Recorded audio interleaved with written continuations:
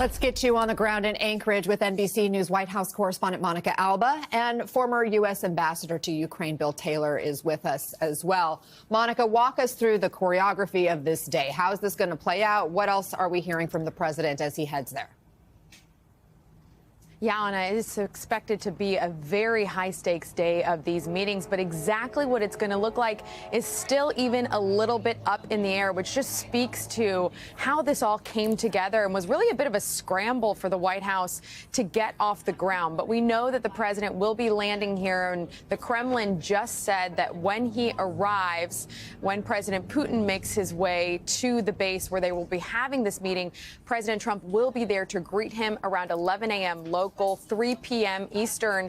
And I'm told by senior administration officials that this will be a literal rolling out of the red carpet for President Putin, which is so significant given the fact that this essentially ends his isolation from the Western world after Russia invaded Ukraine 3.5 years ago. The fact that he's going to have this meeting on U.S. soil and there will be those optics of an arrival and a greeting are, of course, going to be quite stark given what they are going to be discussing. But we know, Anna, that then there will be a smaller leader meeting with those translators and interpreters who have to do the job of communicating between the two. And of course, sometimes there are so many things that get lost in translation that become the headline of these kinds of meetings. Then they will open that up to a larger bilateral delegation lunch. And then after that, the plan is to have a joint news conference, but there's a possibility here that it could become a solo news conference, according to President Trump. He says if he doesn't like what he's hearing essentially from President Putin, he is stipulating that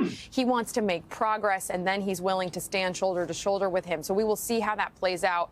But we're also getting news, Anna, of who is traveling with President Trump. We know that he has, of course, those who advise him on foreign policy. He has Secretary of State Marco Rubio. He has his special envoy, Steve Witkoff, but he's also traveling with the Commerce Secretary and the Treasury Secretary. And that's notable because he says, and he spoke a short time ago about this on Air Force One, that the Russian delegation is including a lot of their economic advisors as well, signaling that these talks could broaden out beyond the conflict in Ukraine. Here's a little more of what the president had to say. I noticed he's bringing a lot of business people from Russia. And that's good. I like that because they want to do business, but they're not doing business until we get the war settled. Are the territorial swaps on the table? Will you be discussing that? They'll be discussed, but I've got to let Ukraine make that decision. And I think they'll make a proper decision. But I'm not here to negotiate for Ukraine. I'm here to get them at a table. And that's an incredibly important soundbite that you just heard there from President Trump on the plane, Anna, because earlier in a call with European leaders and with President Zelensky, he had said he wouldn't be talking about territorial swaps with President Putin. Today, he's giving that a little bit more nuance, saying, OK, it may come up, we may discuss it, but decisions about that shouldn't be made without Ukraine. And that, of course, raises the question of this potential next meeting with President Zelensky that is only going to be determined by the success of the talks ahead of us here in Anchorage today. Anna. Ambassador, so much anticipation as we await the arrival of these two leaders rolling out the red carpet for Putin. What do you make of that choice, and how important is the stagecraft for a meeting of this caliber? Well, Anna, normally these meetings, these summits, take place in neutral territory, in Austria or in Switzerland, or it used to be in Finland, when Finland was neutral. It's, of course, now a member of NATO. So it's a measure, I think, of Putin's eagerness to have this meeting, that he's coming to the United States. President Trump has, as we say, home field advantage. He's now got a lot of advantages over Putin for this meeting, and we'll see if he uses them.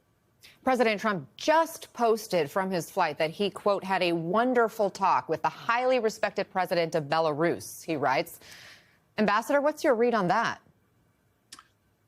So not many people would agree that the president of Belarus is highly respected. President Lukashenko of Belarus is only in office because President Putin allows him to stay there. So I'm not sure what conversations with President Lukashenko will make. Everybody, stay with us. I want to also bring in senior fellow at the American Enterprise Institute, MSNBC contributor Danielle Pletka. And Danielle, you write that President Trump seems to realize he's dealing with a different Putin than in his first term. Do you think that will carry through when it's just the two of them in the room? And who has the upper hand? Oh, there's no question. Look, I agree with the ambassador. The president has the upper hand. He likes to use the expression, who has the cards? And I don't think there's any doubt that Donald Trump has all the cards here. The reason Putin is in Alaska, the reason Putin is on American territory is because he has been threatened with tariffs. He's been threatened with sanctions, and he is nervous. He thinks he can manipulate Donald Trump to once again bend to his will. And I'm not sure that's the case. Monica, President Trump has said that there is a 25% chance he fails today. It's a rare admission from him. What does success look like to this administration? Well, and I think, Anna, that's part of the strategy here of lowering some of the expectations. The president has certainly been doing that all week long, and so has the White House when he has basically said this is a listening exercise. It's a feel-out operation. It's to see, he says, within the first minute or two, whether President Putin is serious about a potential path and framework to some kind of peace agreement. But I think when you talk about what is success for them, we know that already just having a meeting for President Putin here is victory enough for him. I think that is certainly what experts would say. But in terms of success for President Trump specifically, they want to see any kind of incremental progress. And they're probably going to put that in the terms of seeing if they can actually get President Putin to agree to a meeting with President Zelensky that, again, is not clear, but that's something they are very much pushing for. And the president says they're already looking at multiple locations where that could be possible. He had said he would like to even do that in Alaska, ideally, and that is what he's saying. But the possibility of that is very unlikely. It seems at this moment, Anna, though, certainly it seems that's what the president was pushing for. We'll see if that can materialize. All right, we'll let you go. That darn Alaska wind catching the hair you battled through. Thank you, Monica Alba, for your reporting. Ambassador, after all the phone calls this week between President Trump and Zelensky and European leaders, including another one today, we understand, are you confident the White House vision of success is going to align with allies' vision? It sounds like it is, Anna. It sounds like the conversations with the Europeans and Zelensky on Wednesday was very productive, according to both sides. And they agreed, it sounds like, that they will not have conversations about territory. That the only way you can have a conversation about territory, as Monica just said, is with Zelensky and the Ukrainians in the room. And so this meeting is, as President Trump says, setting the stage for the next meeting, which will be the important one to getting to a ceasefire. It's important to make it clear that we're talking about a ceasefire. We're not talking about solving all the problems. Those will be the result of negotiations that follow a ceasefire. But the first thing for President Trump is to push President Putin to agree to a meeting with Zelensky and an agreement to negotiate for a ceasefire. Danielle, what would Putin see as a win coming out of this meeting? Look, if he is able to distract the president, and I think that's his clear intention, if he is able to entice Donald Trump with some sort of concession and some sort of agreement, some sort of economic ties, then for him, I think that's a win, because Donald Trump is coming in looking for one thing at this point, and that is a complete, not a limited, not a sectoral ceasefire, an end to fighting between Ukraine and Russia that will set the stage for a dialogue about how to end the war. Any push off of that position for Vladimir Putin will be a win. The thing that's a problem for him, I think, is that Donald Trump is kind of onto his game and recognizes that. And that's why he has been, especially later in this week, much more adamant about how he's not going to be the one who concedes territory. He's the one who's setting the stage. That's really important. This is going to be a hard row for Putin to hoe. Is it even about territory for Putin, Ambassador? What would Russia gain by acquiring these 4 Ukrainian territories they're currently occupying? Putin cares about those 4, but he has always said he wants all of Ukraine. He wants to dominate Ukraine.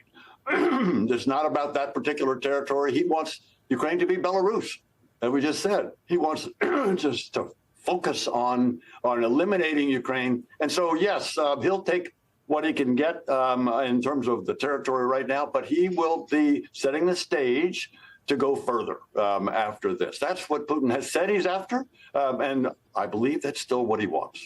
What about the economic component, Danielle, as Monica laid out these two delegations?